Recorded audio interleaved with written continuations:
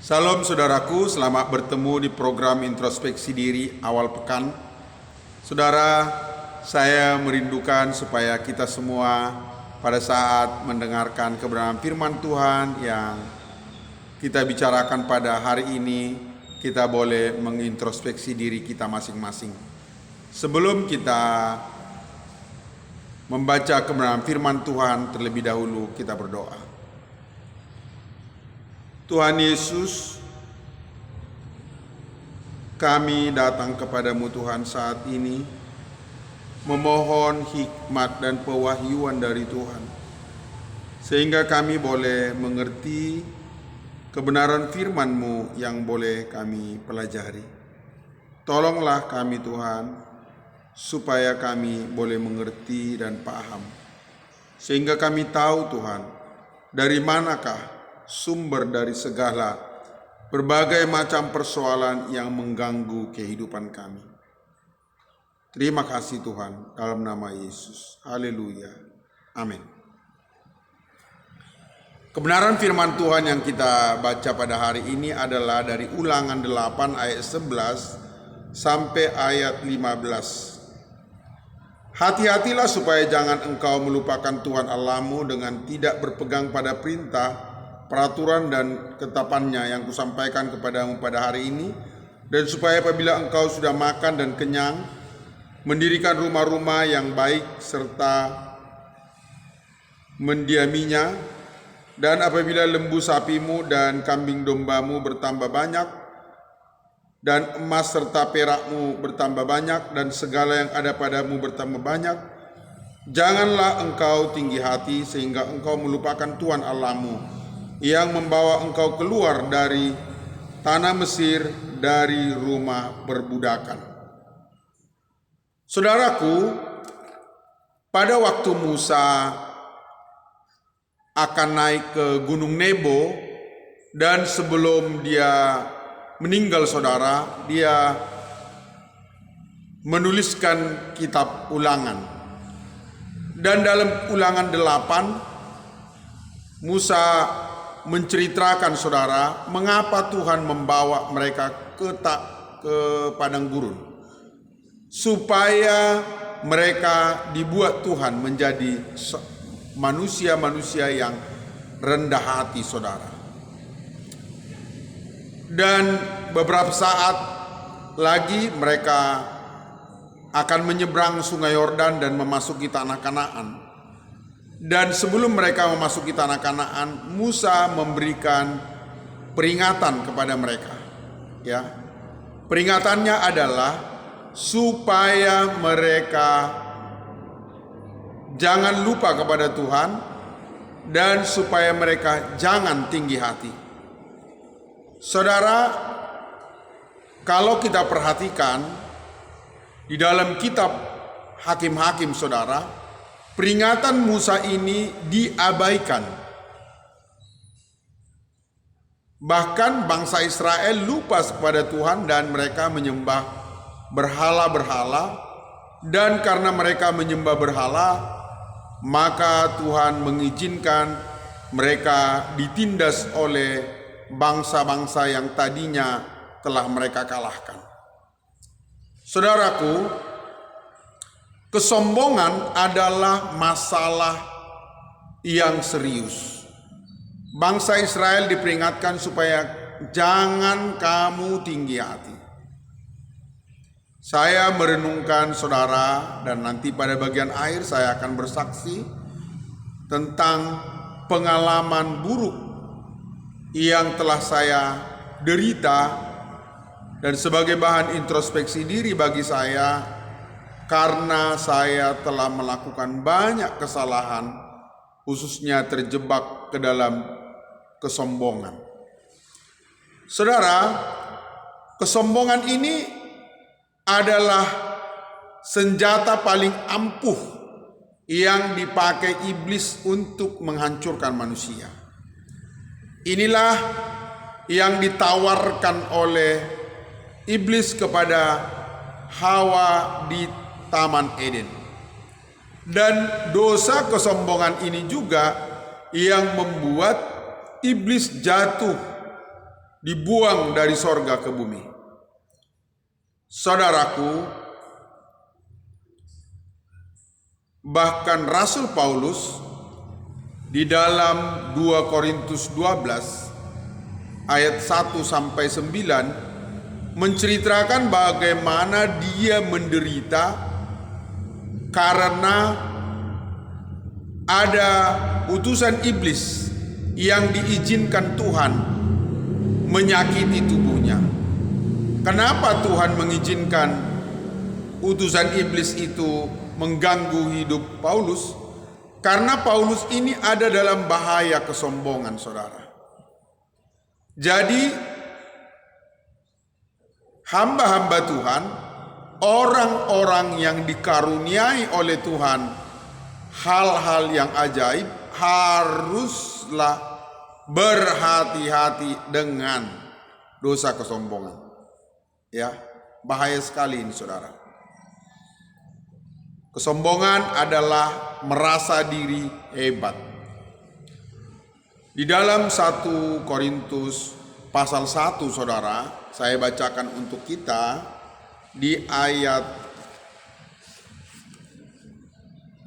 26 ditulis begini, saudara. Ingat saja saudara-saudara, bagaimana keadaan kamu ketika kamu dipanggil. Menurut ukuran manusia tidak banyak yang bijak, tidak banyak orang yang berpengaruh, tidak banyak orang yang terpandang. Tetapi apa yang bodoh bagi dunia dipilih Allah untuk memalukan orang-orang yang berhikmat.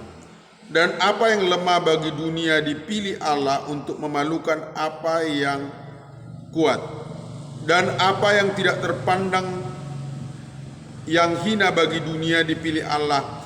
Bahkan apa yang tidak berarti dipilih Allah untuk meniadakan apa yang berarti, supaya jangan ada seorang manusia pun yang memegahkan diri di hadapan Allah. Saudara, saya dan saudara bukanlah siapa-siapa dan bukanlah orang-orang yang berkualitas. Pada waktu Tuhan memanggil kita, keadaan kita sama saja dengan keadaan bangsa Israel, ya. Bangsa Israel ketika dipanggil Tuhan dari Mesir, mereka itu budak, ya. Mereka budak yang ditindas oleh Firaun. Tetapi Tuhan berkemurahan, bangsa budak itu dibikin menjadi bangsa penguasa. Namun saudara, iblis dengan liciknya menjebak mereka dalam dosa kesombongan. Saudara, bacaan Alkitab dari 1 Korintus tadi ditulis oleh Paulus karena di Korintus juga dosa kesombongan ini merajalela, ya. Mereka tadinya mungkin juga budak, orang-orang miskin, kemudian oleh kemurahan Tuhan dikasih oleh Tuhan karunia untuk bernubuat, karunia untuk menyembuhkan orang sakit, karunia berbahasa roh, dan berbagai-bagai macam karunia. Dan karunia-karunia itu mengangkat mereka, namun mereka tidak sadar, saudara. Mereka langsung dijebak oleh kesombongan.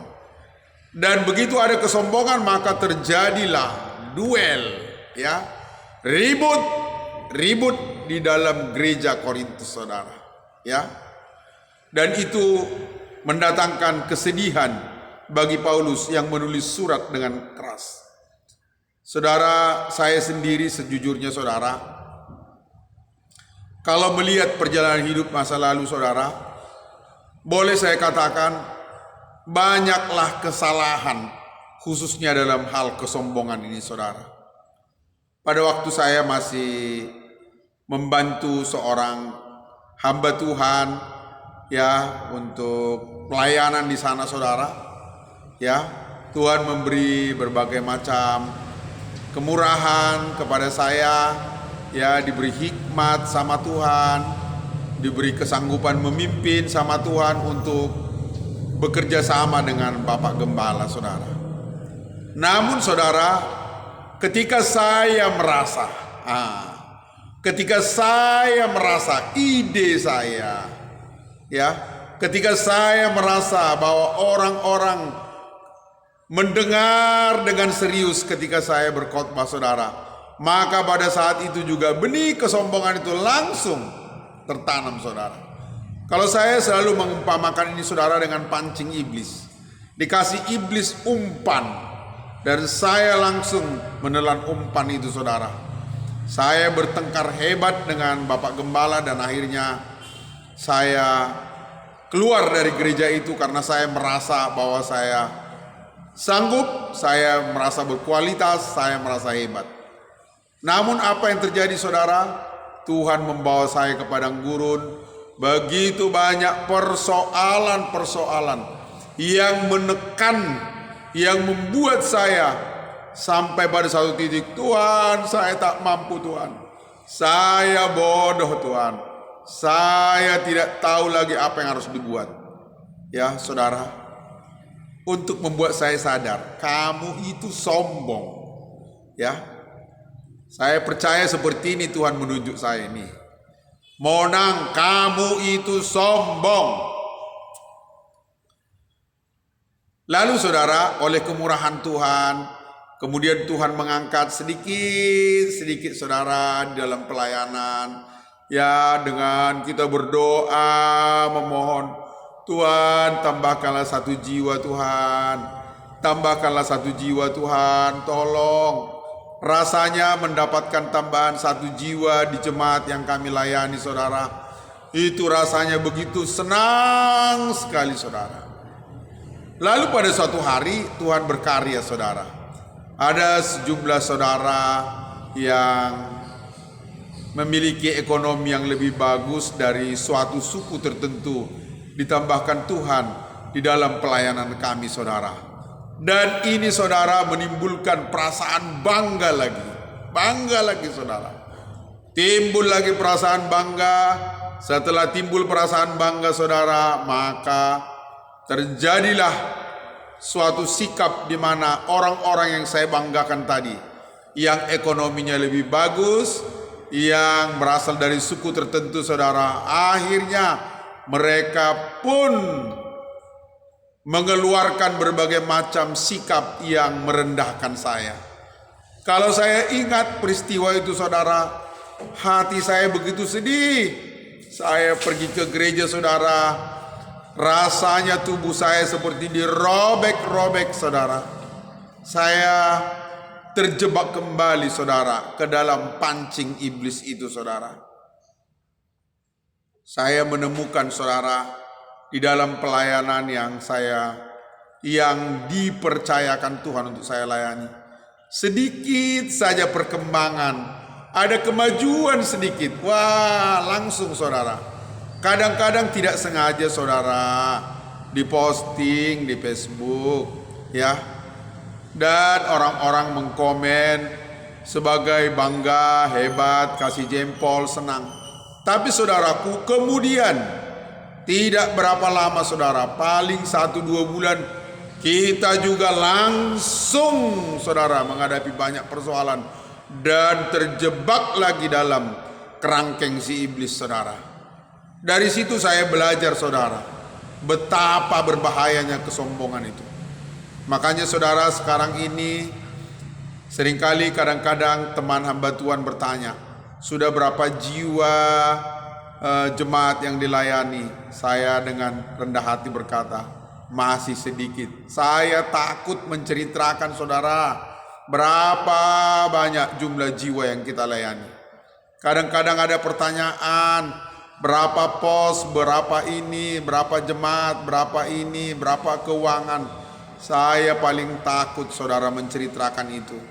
Bahkan saya katakan kepada anggota jemaat, tolong jangan posting apapun tentang GGP Rumah Doa di Facebook.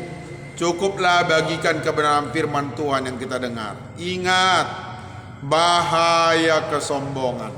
Ini racun mematikan, ya. Ini racun mematikan. Saat kesombongan ada sedikit saja, kita sudah menjadi temannya iblis. Kita sudah dalam kerangkeng iblis. Dan ini bisa menimpa siapa saja. Rasul Paulus saja bisa terjebak, apalagi saya yang bukan siapa-siapa. Kadang-kadang saudara, ketika saya terjebak dalam dosa kesombongan ini, saya menangis berhari-hari saudara. Sedih sekali, sedih sekali. Namun saudara, kadang-kadang ketika kesedihan itu Tuhan kasih berkat sedikit, bertambah jiwa-jiwa. Nah, muncul lagi saudara. Saya sendiri bergumul saudara, dan saya berpikir kapan saya bisa benar-benar menjadi pribadi yang rendah hati, ya, yang sadar saya ini bukan siapa-siapa. Kalaupun ada karunia, kalaupun ada talenta, itu semua adalah kepercayaan, anugerah daripada Tuhan yang diberikan kepada saya. Saya membagikan ini saudara sebagai bahan introspeksi diri saya, dan saya berharap jangan pernah lagi saya terjebak sedikit pun kepada membanggakan diri sendiri. Kita berdoa. Tuhan Yesus, hamba-Mu datang saat ini, tunduk di hadapan-Mu, sadar akan dosaku Tuhan. Betapa kesombongan seringkali menjadi alat iblis yang sudah membuatku menderita, membuatku tersakiti, membuatku hancur. Tuhan, ampunilah aku, tolonglah aku. Aku rindu Tuhan menjadi hamba-Mu yang rendah hati. Terima kasih Tuhan untuk seluruh peristiwa-peristiwa buruk yang Engkau izinkan untuk membuatku menjadi seorang yang rendah hati. Aku bersyukur, aku menerima. Hamba-Mu rela, ya Tuhan, hamba-Mu rela direndahkan ya Tuhan. Tolonglah aku Bapa. Terima kasih Bapakku. Dalam nama Tuhan Yesus, hamba-Mu berdoa. Amin. Sampai bertemu di program introspeksi diri. Biarlah kita boleh mengintrospeksi diri melalui kebenaran firman Tuhan yang sudah kita dengar. Salam.